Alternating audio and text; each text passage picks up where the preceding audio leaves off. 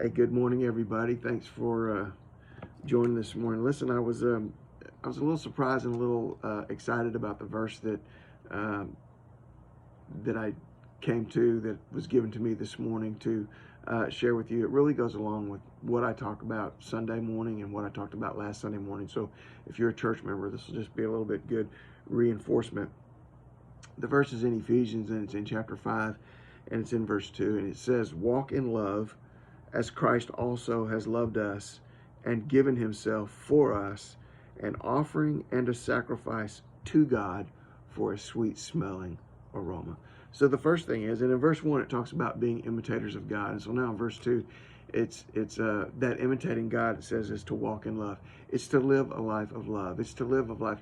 You see, love isn't a feeling. Love isn't an emotion. Love is the way we act. Love is the way that we treat other people. And he's telling us here that we need to live a life of love. And then he gives Christ as our example. So he says, walk in love as Christ also loved us and has given himself for us, an offering and a sacrifice.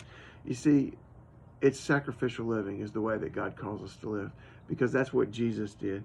And so he gave himself as an offering. He lived sacrificially. So what does that mean for us? What does that look like for us as we walk in love? It means that we walk in being kind to other people.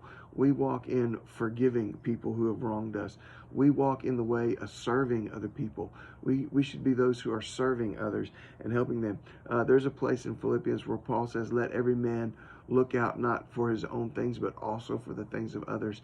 He's saying we need to put the interests of others even above ours. We need to look out for other people and their interests and their cares and their concerns. We've got to stop being so selfish and stop asking how everything affects me, and might want to ask how it affects the person that's sitting next to me. It's a life of sacrifice, that he gave himself as a sacrifice, but it also wasn't just a sacrifice, it was an offering. It was his gift to God. It was walking in love is a gift that we give to God, because God is love and God wants to love these people. And so it's through us that God is able to love these other people. And then he takes us back to an Old Testament imagery after he says he's given himself for us, an offering and a sacrifice to God for a sweet smelling aroma.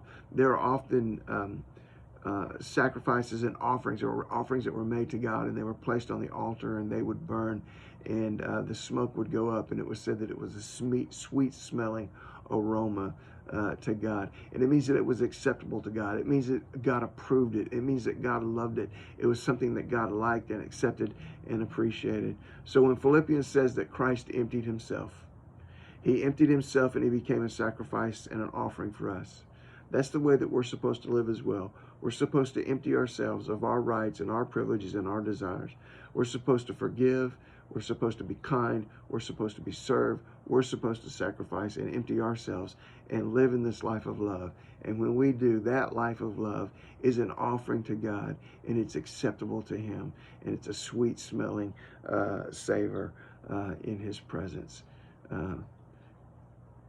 Sacrificing, serving, loving, emptying self, walking in love. Get out there in faith today.